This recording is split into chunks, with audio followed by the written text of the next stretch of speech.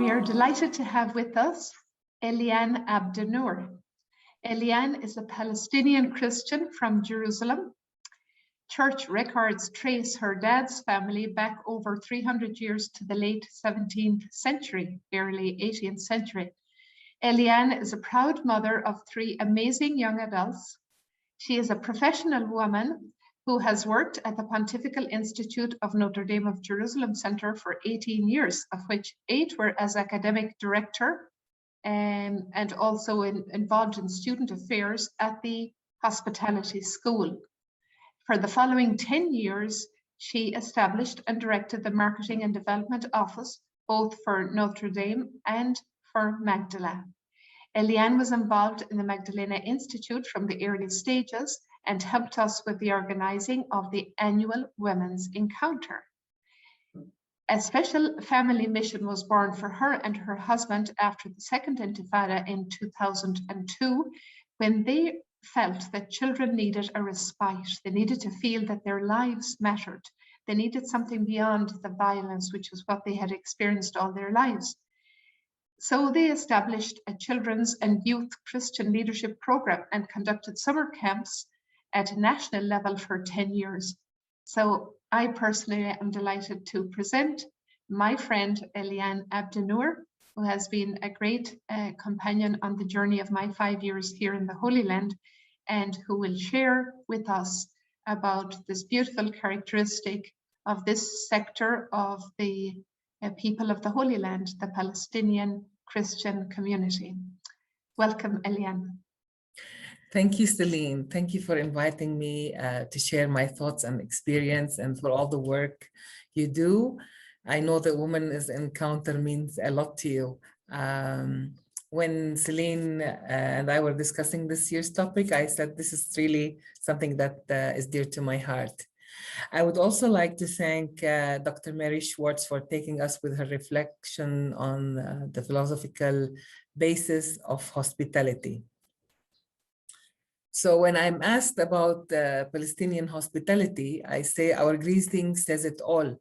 When someone comes to our home, we say, Ahlan wa sahlan, tfaddal al-bayt baytak, which means you are welcome. My home is your home. A guest in a Palestinian home will never want for food or warmth. We are known for our generosity and hospitality.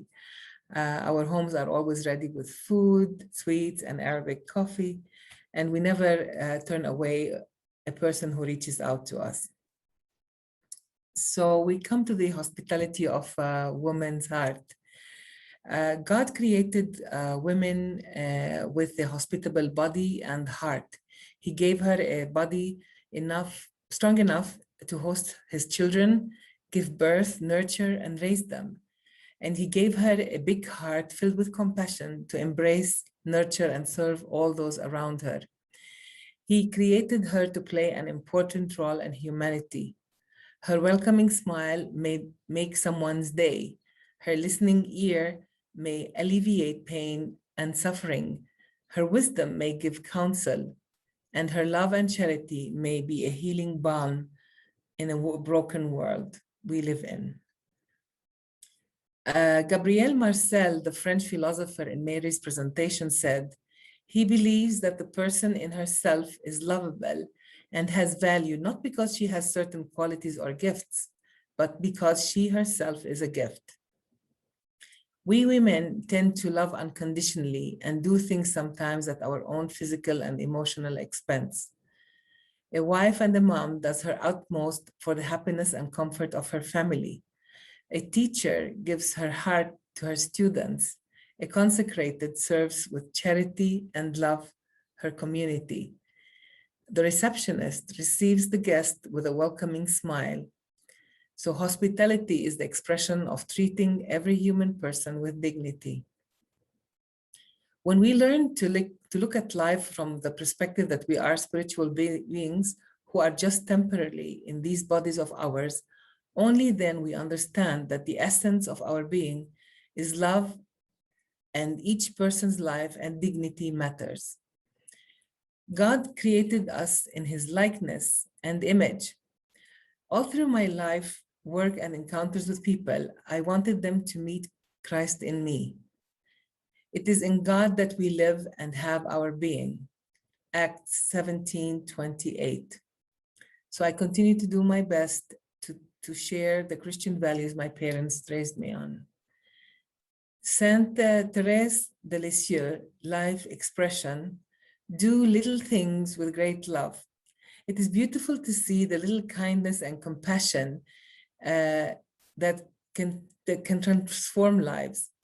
A couple of years ago, while I was in Jericho buying some fruits and vegetables, a young man came towards me and said, "Hello, miss, how are you?" I started struggling with my memory, trying to remember who he was. He must have been one of my students since he called me miss. So I said, "I'm fine, thank you. How about you?" And he said, "I'm fine, I have a family now." I said, "Wonderful." Then he said, "I don't think you remember me well. You helped me when I was at Notre Dame. And if it weren't for your efforts, I wouldn't have a job today. So thank you." I said, "No need to thank me. It was all by the grace of God." And he said, "And you." As he left, I struggled to hold my tears because that was 16 years ago and he still remembered. He took me through memory lane as I started remembering all the cards I received from the students who were struggling socially, financially, emotionally, and psychologically, and how God had put me in their path, or actually God put them in mine. Another incident that touched my heart was Christmas 2019. I asked Father Alonso, he's chaplain at Notre Dame, if he would include reading the Christmas Bible passage and some Christmas carols for the traditional employees' Christmas lunch. He told me he would check, and he came back with affirmation. And when he did, he said, asked me to write the Bible passage in Arabic using Roman letters. He's a fervent learner of the Arabic language. So I asked women at the gift shop to help me with the singing, with the Christmas carols, and they happily agreed. So Christmas lunch came, and all the employees loved Father Alonso's effort to read in Arabic, and all sang the carols joyfully.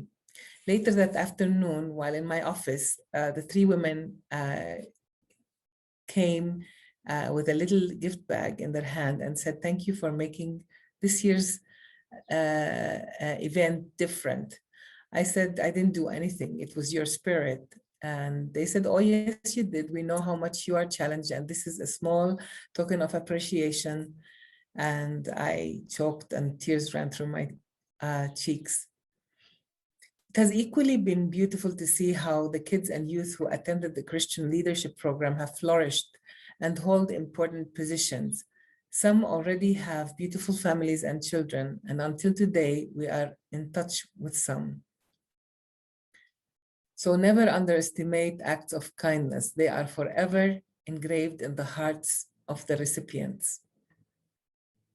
I would like to pause and mention the people who have influenced my life and were true examples of hospitality. My parents, they taught me to give unconditionally.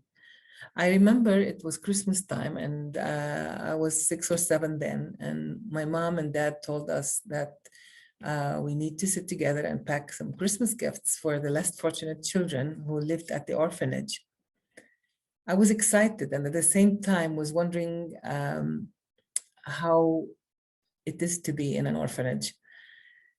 I will never forget how the eyes of the children lit when we entered the hall and with all the presents. They felt they were loved and that they mattered amidst their internal struggle of feeling rejected and abandoned in an orphanage. My father, who is a retired dental surgeon, volunteered for years at an old-aged home every Wednesday and Saturday afternoon to check and fix the teeth of its residents. He felt it was part of his mission. We used to accompany him, and sometimes we would play and sing with the old people and with the nuns, and sometimes we would pray and assist at Mass. I learned the art of hospitality from my mom. Apart from being an excellent cook who always prepares the best meals, she helped all those who reached out to her. Her hospitality reflected our Palestinian culture and Christian values. My maternal grandma, who is also my godmother, had the greatest influence on my faith. She lost her mother at birth and she attended a nun school while helping her stepmom bring up her siblings. She entered an arranged marriage at age 13. She had 6 children and one died at infancy. In 1948, they sought refuge in Egypt to keep their family safe, only to come back and find out that they lost their home and properties. All through the wars and life challenges and brokenness, she never lost her faith and close relation with God. He was her strength and salvation. And despite her struggles, she always had a welcoming smile to everyone she encountered and enjoyed her delicious food and hospitality. I always loved to go and sleep over. She was always prayerful, her gospel and prayer book by her side, even when she was in hospital in her final days. She always attended Mass, and when she couldn't, she would ask the priest to come and give her communion. So you see, hospitality is the unconditional love and compassion we learn through the actions of our elders and surrounding environment, and is reflected in everything we do, no matter how big or small. As mentioned in Mary's presentation, Marcel said, the metaphysics of hospitality is not a set of practices or ideas. It is a personal attitude of love and respect toward all human beings. This land witnessed so many wars and struggles. Many lives have been lost and many dispossessed and displaced. Every human life matters, no matter its color, race, religion, or ethnicity. The children of God are created in his likeness and his image and deserve to live in dignity. In Genesis 1:27, it says, so God created man in his own image. In the image of God, he created him. Male and female, he created them. And in Galatians 3:28, there is neither Jew nor Greek, there is neither slave nor free, there is no male or female, for you are all one in Christ Jesus. I would like to ask you to join me in praying for justice and peace for this land. And finally, I would like to say, Jesus said, for I was hungry and you gave me food. I was thirsty and you gave me drink. I was a stranger and you welcomed me. And that's in Matthew 25:35. So this sums up that this is the hospitality of a woman's heart. Thank you. Thank you, Eliane. We are delighted to have you with us and to have listened to what poured out from your own heart and your life journey and your experience as a Palestinian Christian here in the Holy Land. And I remember you mentioned the other day that you had an activity in mind for the women to do. So could you mention that to us? Yes, I would like for them to get a journal and call it Little Things with Great Love, and write their experiences and come back to them as a reminder and share them with their loved ones and others, because we all tend to forget what we give and what we receive. Very good. Well, thank you so much, Eliane, and I'm sure many women will take up your idea of having a personal journal to help them remember these beautiful treasures. Thank you. Thank God you. bless. God bless you. Thank you.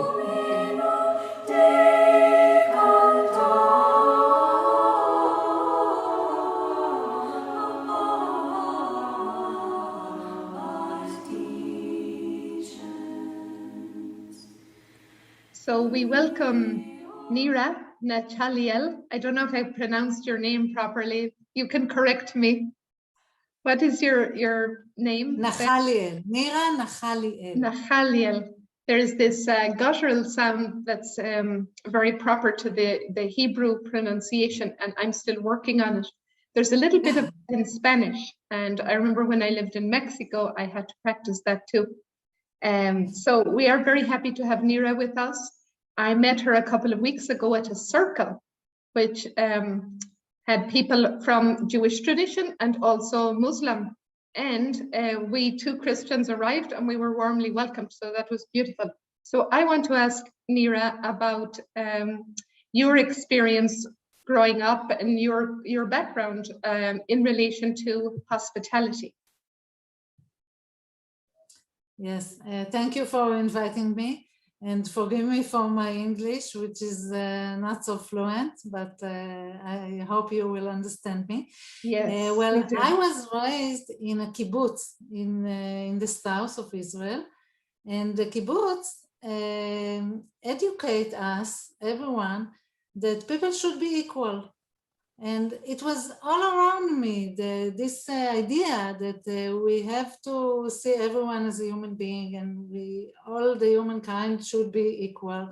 And we try to live like this in our everyday life. So this is the beginning. Later on, I studied many Jewish Talmudic stories and Talmudic tractate that also give you some idea. Yes. Yeah, so what would you say about the Jewish tradition in hospitality? What does it tell us? What does it uphold? What values does it? It says the Jewish tradition and the sages were much concerned about hospitality, about charity, about kindness, about the other, and so on. And I would like to point out two stories, short stories, very short stories from the Talmud, from the Jewish tradition, in which women have a significant role to play in clarifying this issue, okay? So the first one, the Talmud tells us about a couple, Mr. Ukba and his wife. She doesn't have a name. I mean, she has a name, but we don't know it. And Mr. Ukba used to give charity to one poor person in his neighborhood every day. He just put it in his door and they didn't meet each other. One day, the poor man wanted to find out who was giving him the money every day. So he was waiting for him at the door. And when our couple, Mr. Ukba and his wife, noticed that he is waiting for them, they ran away and they hid in an oven. And those times there were big ovens. You could just jump into the oven and hid there, and they hid there. But in the oven there were hot coals. So Mr. Ukba's legs began to burn. So his wife told him to put his feet on her feet, because she was not burned. And why is she not hurt? She explained to him that she gives food to the poor who knock on the door. So they immediately enjoy what she gives them. This is the story. So this woman offers a face-to-face meeting with the needy, as opposed to secretly giving charity without seeing the face, anonymously. Secretly giving, it preserves the dignity, the honor of the poor. But when the woman gives him food, she not only provides him with immediate needs, she can also give him recognition as a human being and give him attention, not only food, but attention, something for his soul. So this is the one of the stories that I want to put out. It's very beautiful, thank you. And the other is about a smart woman named Bruria from the Mishnah times. Her husband, Rabbi Meir, he was one of the greatest sages. And in their neighborhood, there were hooligans who made trouble to Rabbi Meir and caused him great sorrow. So he prayed for God. Do you know that story? No, I haven't heard it yet. I'm excited Okay. to hear it. So he prayed to God, Rabbi Meir prayed to God, to mercy on them and that they should die. But Bruria, his wife, told him, on what basis do you pray for the death of these hooligans?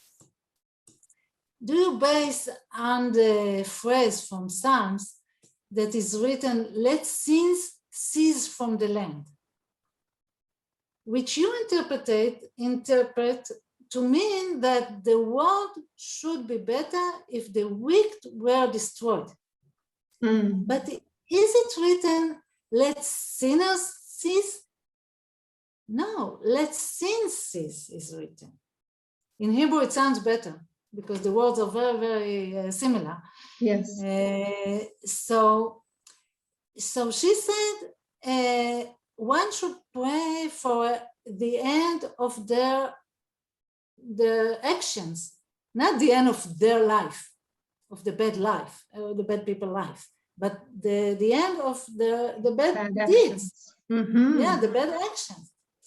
So again, this woman sees the human beings, not just his action, and therefore she sees the potential for change, for correction, for they and also for the world, not to destroy the men, but to change their actions. So she sees the person, not what they do to me. They are a person by themselves, and so they have to change their actions. And I am not the center of the scene there. Right. So beautiful. I think these two stories demonstrate something from. They definitely do. A lot of food for thought and even for discussion after we finish this part of the presentation. But I have a question for you. What would you say are the difficulties in doing kindness? Like, why do we need to be convinced so much that it's important? But first, let's go to the difficulties that you see. Yes, I'm asking what is so hard for us to be kind and hospitalized. We can ask, what is harder for us to give? Food, money? Or would I rather not help materially at all and support spiritually or mentally? Everyone has different things that are easier for him or for her to do. And I want to suggest a little exercise. Try to remember, you and the other who watches us, try to remember a case you needed support, or give support, or gave support. How did you feel? What was difficult about it and what was easy about it?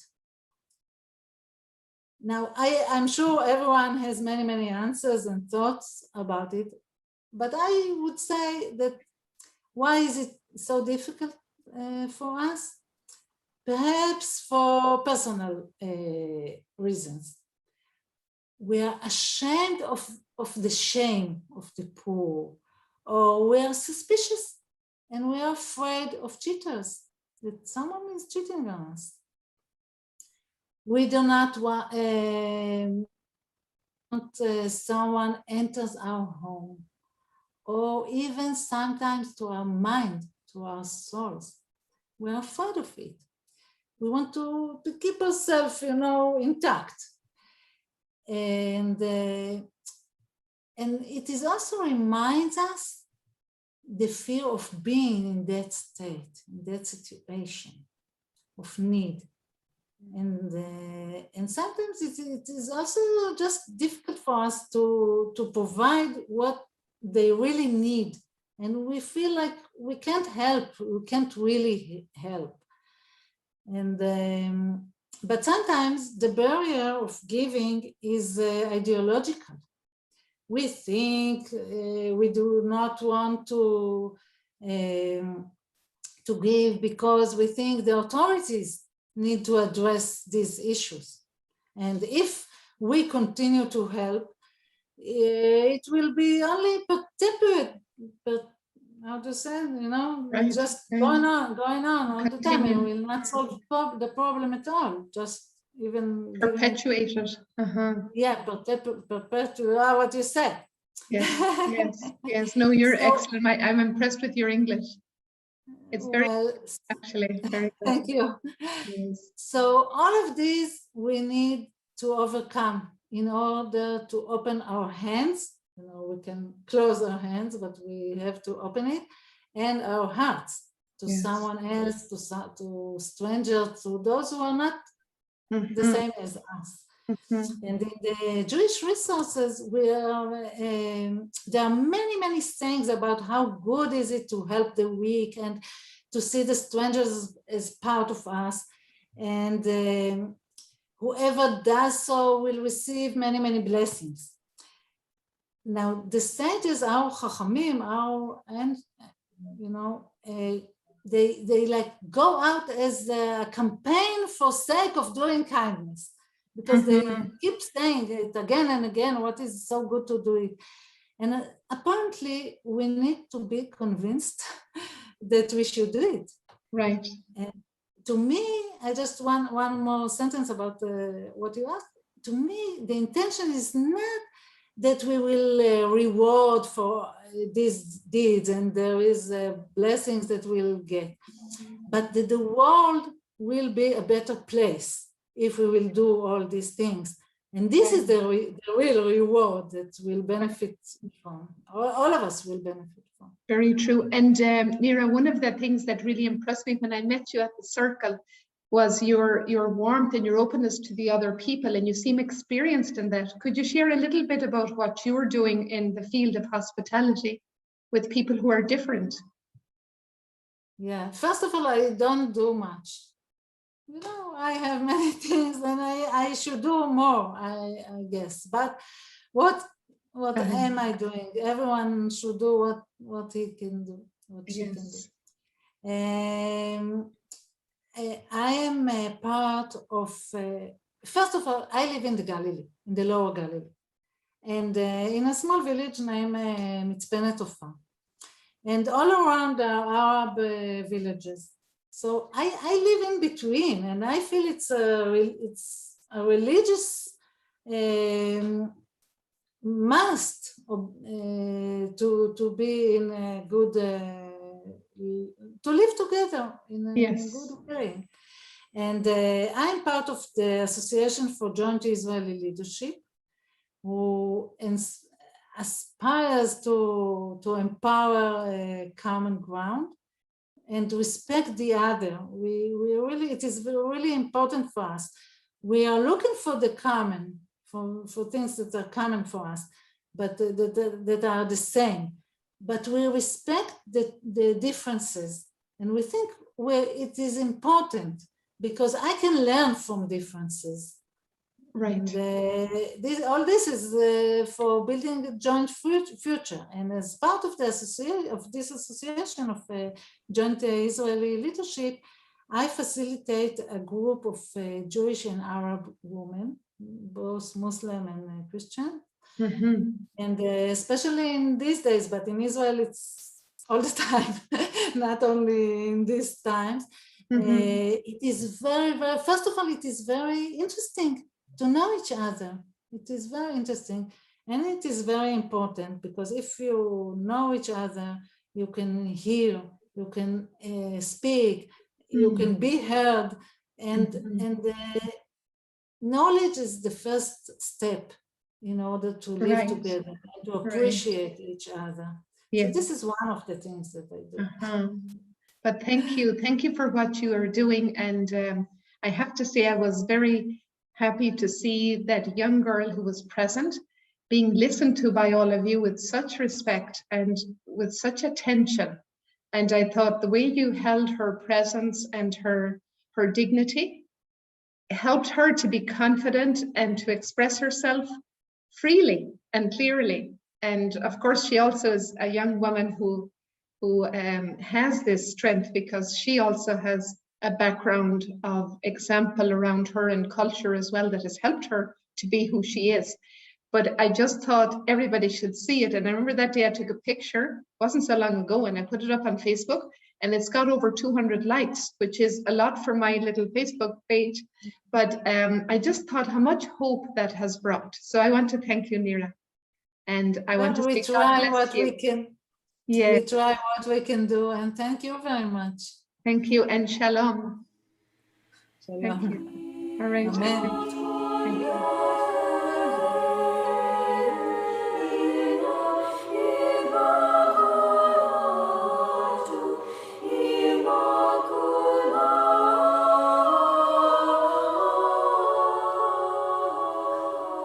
So we have this beautiful young lady with us today.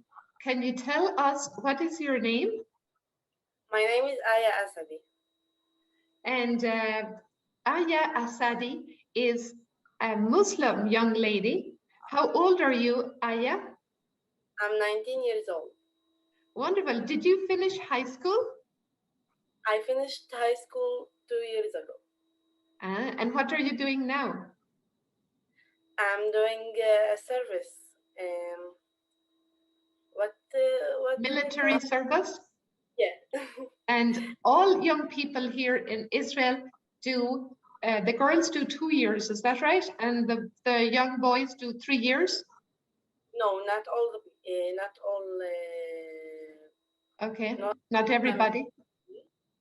Yeah, not everybody do it, because Arabs and Arabs doesn't have To do it. do it, but they have the option to do. Okay, and you chose this option. And That says, yes, that says a lot about you, Aya. So I would like to know where you are from. So our people who are listening from around the world will realize what part of the Holy Land are you from? I am from from Afula, next to Nazar. Near Nazareth. And actually, I have been through Afula. Sometimes I have gone through Afula, and it is not too far from Nazareth and not too far from where we are here in at Galilee, in Magdala. And I'd like to know how you learned something about hospitality as you grew up as a young Muslim in the town of Afula. What was it like for you? I didn't grow up in Afula. I No. grew up in Dar el Asad and Nahif. Nahif. She's and this is two villages next to each other. My father from the Asad, my mother from Nahif, and my grandfather, when I was growing up in Nahif,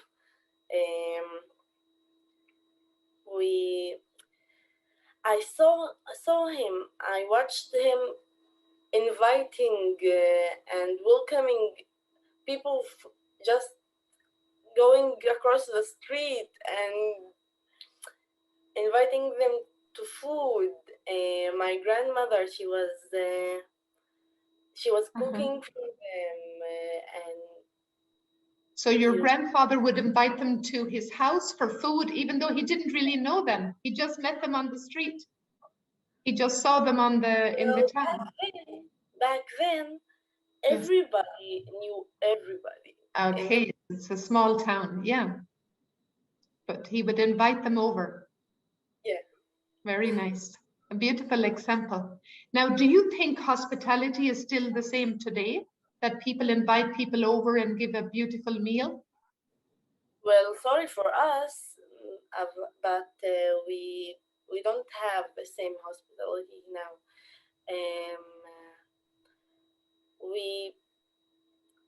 The hospitality has changed in so many people, and I think changing is good, but they erased it from their hearts, and this brings war.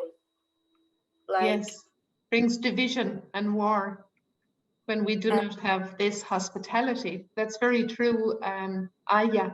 And you also mentioned that your grandfather and grandmother would tell stories to the people who would come to have a meal. Yeah, that's true, right? Because they wanted them to enjoy, right, their time there and to have a fun time, as you said to me before. And I met you, Aya, at a circle, which is a new thing that I discovered existed between Arab Israelis and Jewish Israelis trying to meet each other. Now, how was it that you joined that circle? Well, I didn't join No? The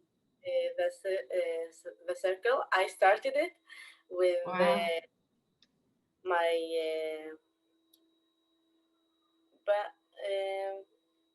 what do we call it? Friends or family? Neighbors? Mishu, someone that works with me. Your co-workers. Yeah. And we started the circle together. We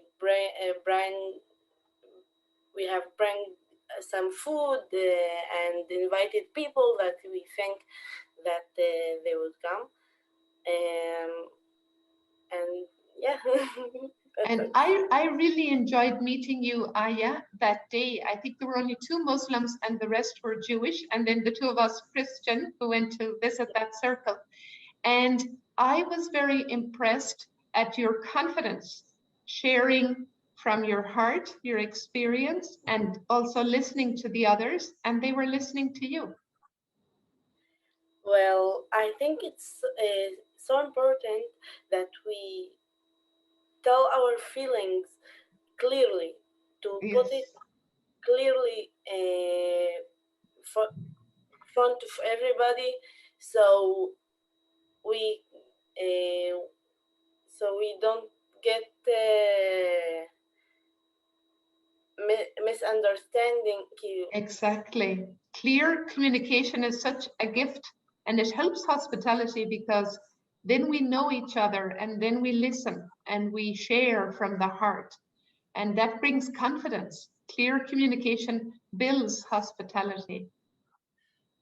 Yes, very true.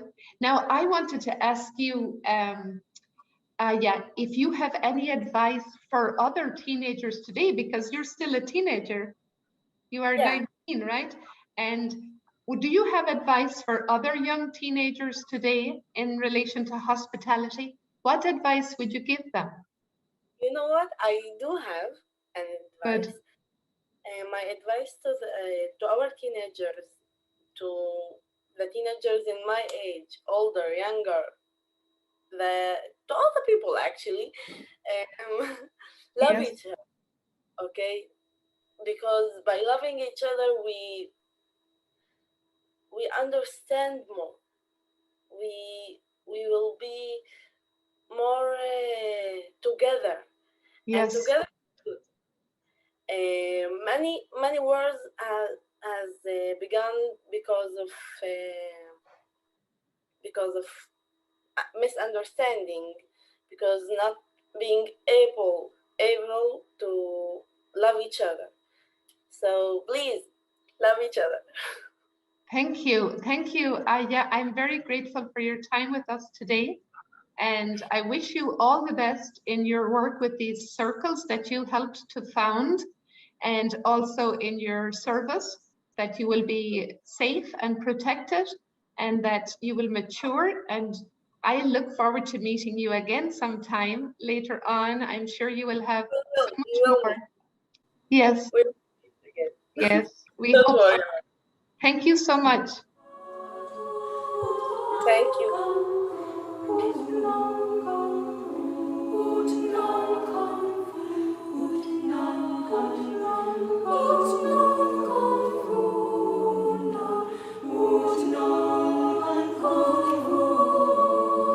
Speakers, Mary Mullah, and Mary hails from this northern Israel region, the Galilee area, and she grew up in the Druze community. And what was amazing about Mary, with the encouragement of her parents, she moved forward, especially her dad, and she got an education higher than would normally be the case for girls of her situation. And not only did she finish her high school, she went on to college and went further and got her doctorate degree. And Mary also would drive. And Mary has learned many things that were opening the way for other Druze young people in her community, who have many of them followed her steps. And they love her, and we love Mary too. We're very happy to have had her last year speaking here at Magdala.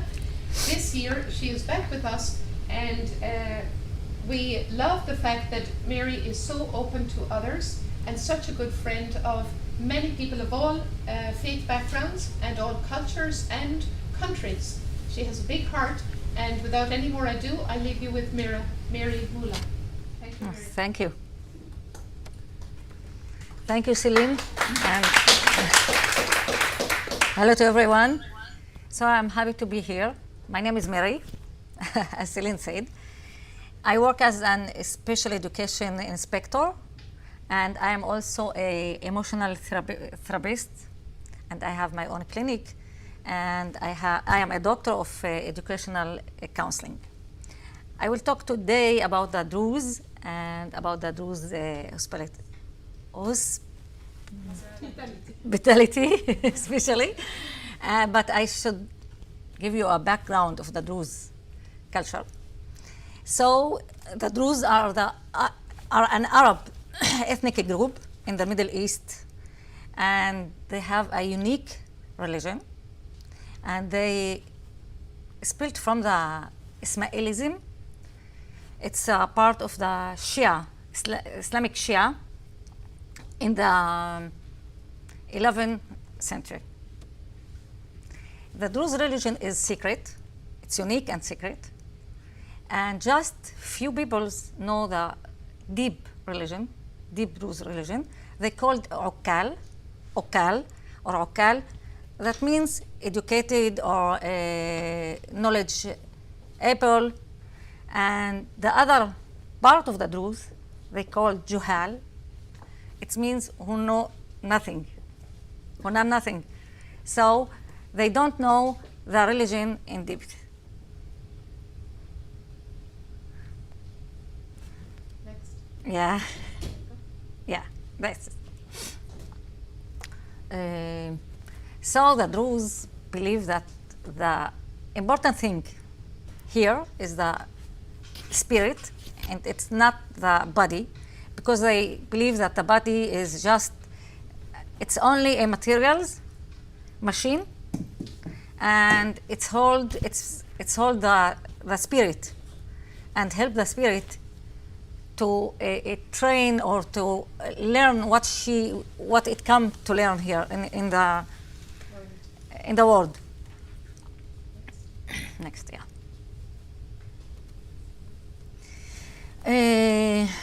So the Druze believe that everyone is equal here, because all the souls are equal, and this is the word is the word of equality, because all of us are equal as spirits, as a souls.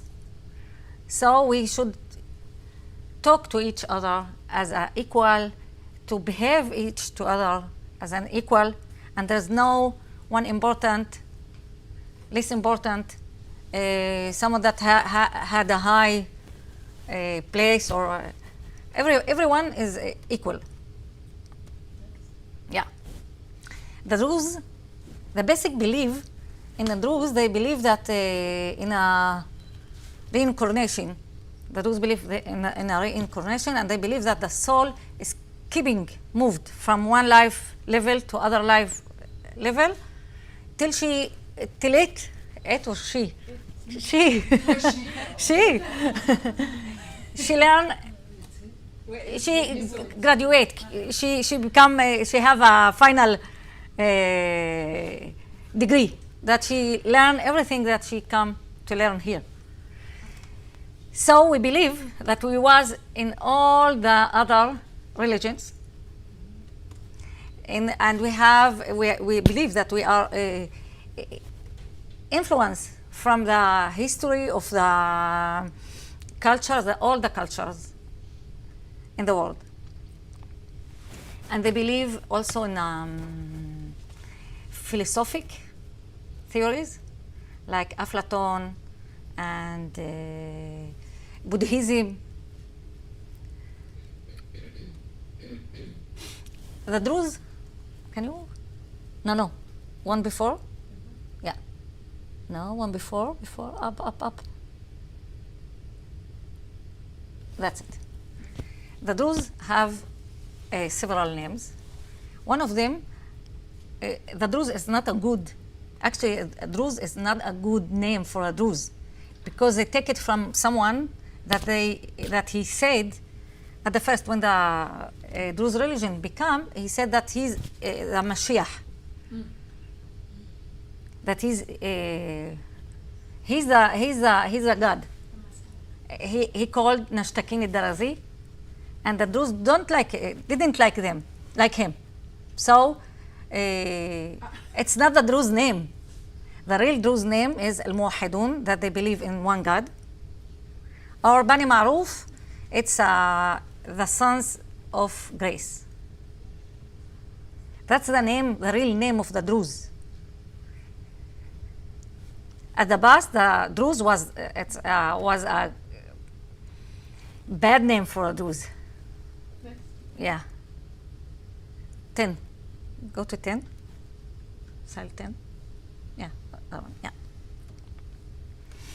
Under the Druze religion, the individual must possess high human qualities here and act accordingly. They should be help the weak persons, because we are believe in equality, so they should believe anyone. They should support anyone and relieve them, being kind to neighbors and being cheerful when they receiving visitors. Next.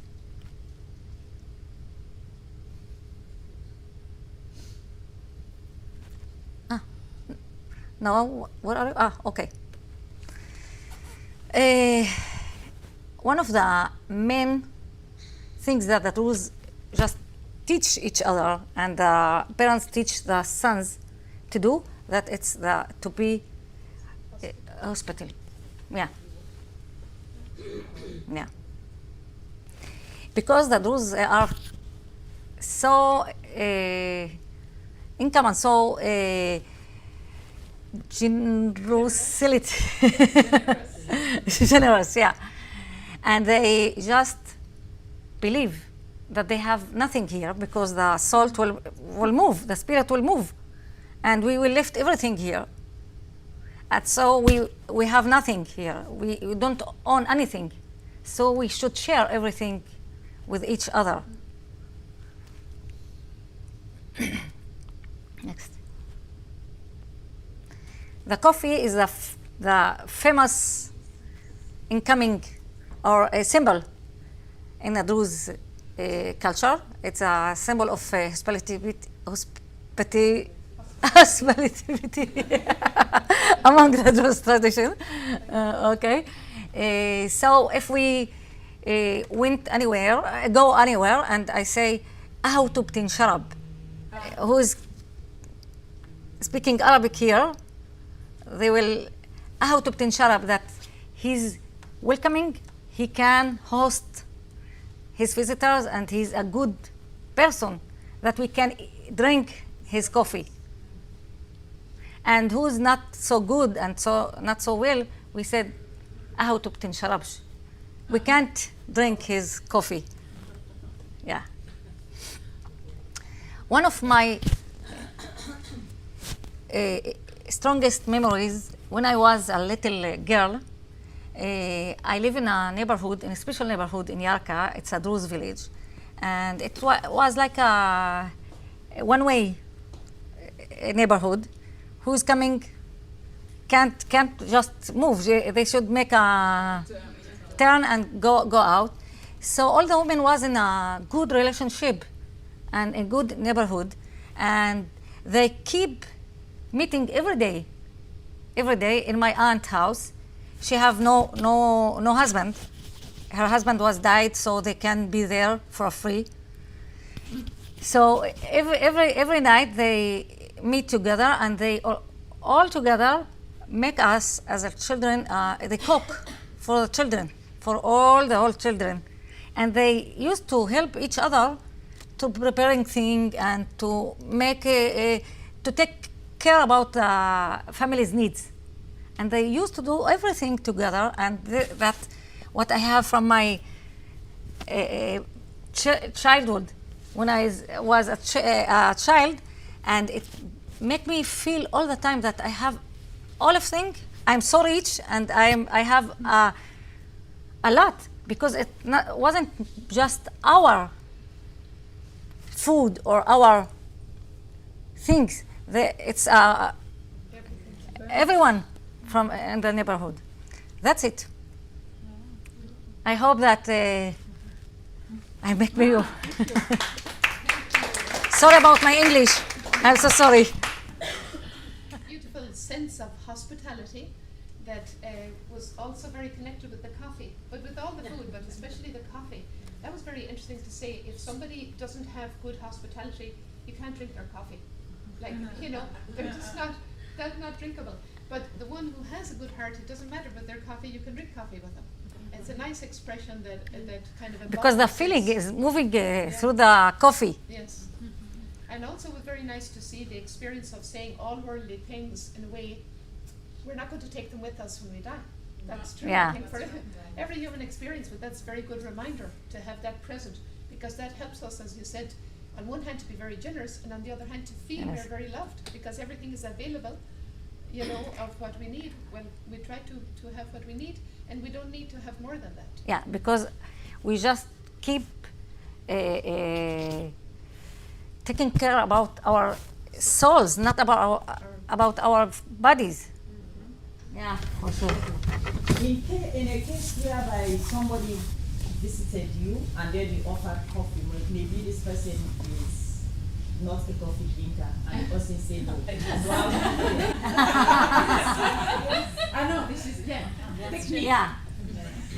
No, you put it and you said, okay, I don't drink coffee, or I don't like coffee, but usually we drink it. We drink it to feel. No, we can say it. We can say, at the past they didn't do it. They drink it even it was so bad. Now we are more honest, maybe, or yeah, more options like yeah. Oh, okay. I can say, I don't know, I thank you, I don't drink coffee. But you give not sweet coffee at the beginning. yeah, it's a It's sweet coffee. yeah. Sweet It's not without sugar. The good coffee, it's without sada, without coffee. Yeah, it's without sugar. Sugar. Yeah. So people who would come to your house, you won't be disappointed if they don't drink coffee at all.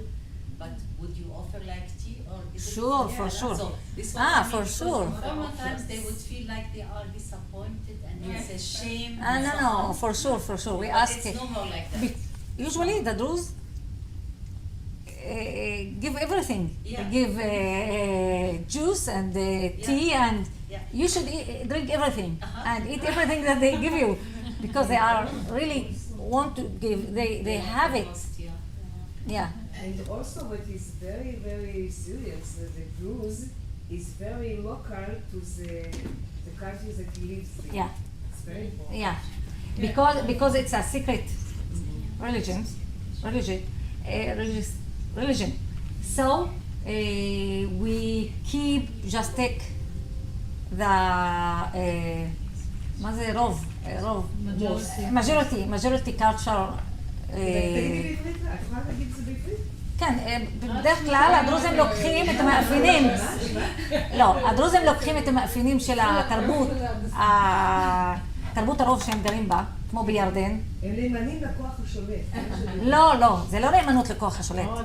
הם נטמעים בתוך majority. As a minority, they just go deep in the majority, and and because because they live in a incarnation, they say that there's no need for culture or countries, because maybe I am here now in Israel, and in my next level I will be in Lebanon, and after I will be in Jordan, so I should not.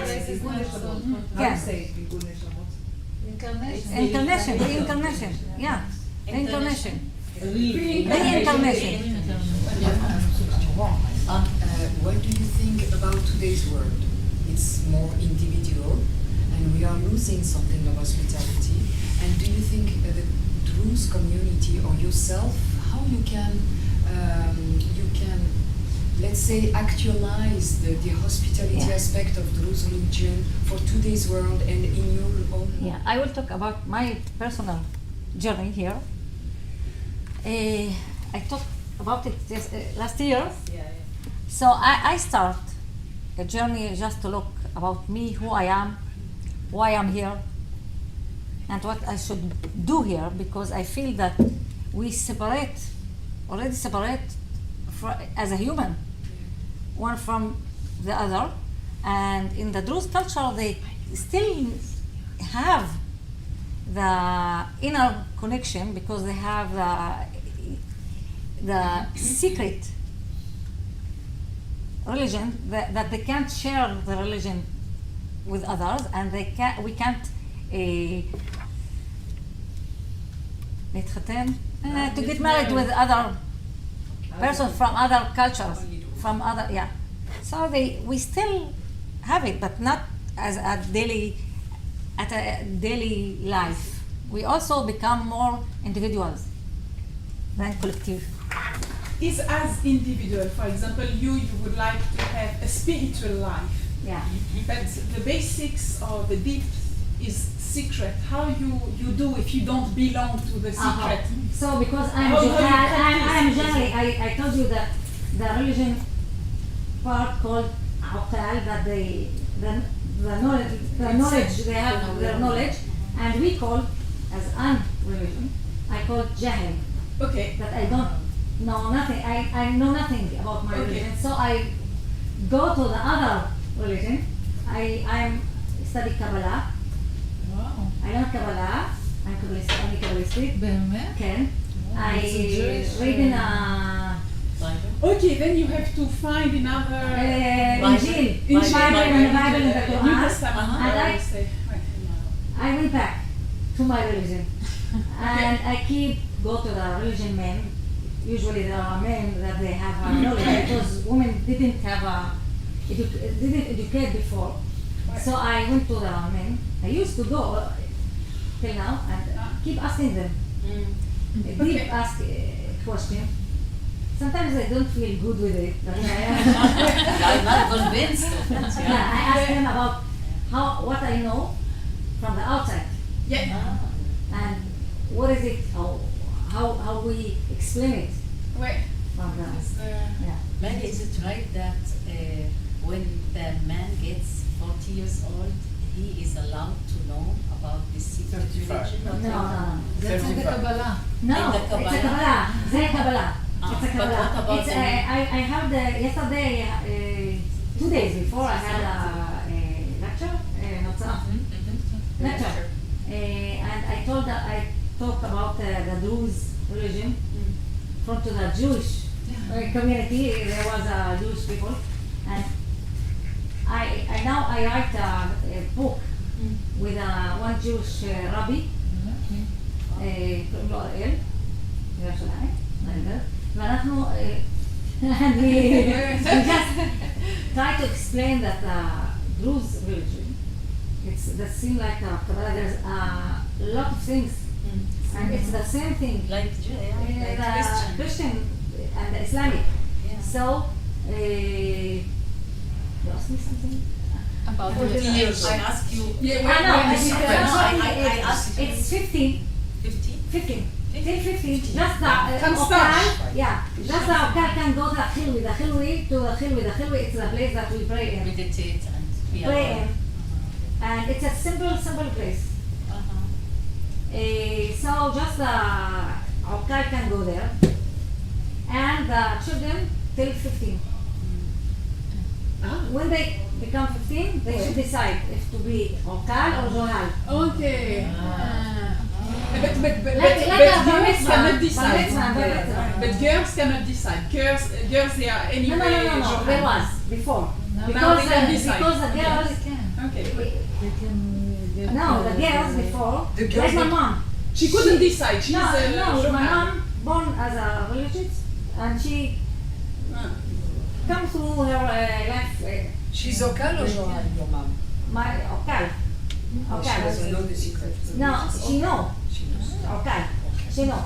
Because she never go out from the village, she just keep in the village.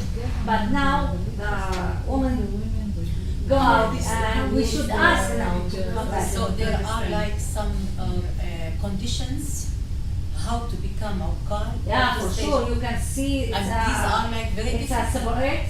There are very difficult conditions like you should do and do and do to become Okkal. No, we should go to the Khilwe and ask the Okal Okay. for 3 months Ah, yeah. if they can give us Okay. permission to okay. get in. Okay. And we should be honest that we didn't do anything because we have the 10 acceptable Commandments. yeah, 10 commandments that we should not kill, not Right. oof. No one knows. So go with other With men. other men. Ah, yes. Yeah. So we should say that we did not Promise. anything from this. Like you didn't do sin. Yeah. It's a sin or Yeah. adultery or whatever. Yeah. That's it. But how can I feel as a Druze a hope in my life if I don't if it's everything's secret? Because it's by spoken. It's moved by spoken.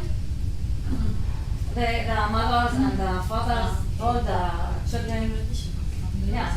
Traditions. It's not a tradition. Even in the house, I have a religion book in my house. I Yeah. can't open it Wow. because it's. I can't open it till I become Afghan. Aqil. Did you ask somebody Yeah, and I they should. answer you? No, I should become to. Until you decide to become Okkal. Yeah, and your to whole have- life will be because that. like a Zohar, like a Kabbalah, but we believe there's a 3 reasons why it's secret. Okay. One is because the Druze was a part of the Islamic Okay. culture, and and they were they maybe separate, and so they executed. just run after them Yeah. and kill them. Yeah. Then you. So they hide make it yourself. secret. The other reason was because the religion men say that there was written in the secret books that it should be secret till our Mashiach become, and he can open it because I didn't tell you the Druze religion was just open for 43 years. People can become Druze in Egypt. Ah. In Egypt and in the Middle East, it started in Egypt. Yeah. Okay. Then Just you get your chance. 43 years. And who take on himself Yeah. to sign the spiritual paper that he will become a Druze. So it's closing you can't become to be Druze, but I can go out. You can go out. Yeah, I Okay. can go out. But if somebody want to become Druze, they can. He can. So believe that the Mashiach, he will come and open it For all the again. For all of them, yeah. And the other one, Good time. the third one was Kamal Black told about it. He's it was philosophic. He said, like a Zohar, like a Kabbalah, it's so heavy spiritual energy in the religion books. So regular people can't hold it. So they really need to own it. You cannot bear it Want it. if they are not To own ready. it. Yeah. Mary, I think we have. Did you want to say something? Yes. I have so many close friends, and I had done so many researches about the Druze religion. And the real, well, nowadays we can take the book נכון. we can take the book and read it, but why we don't understand it, because there are so many secrets in the words themselves. So even if we want to read it and know what's in there, we can. The religion books are the internet.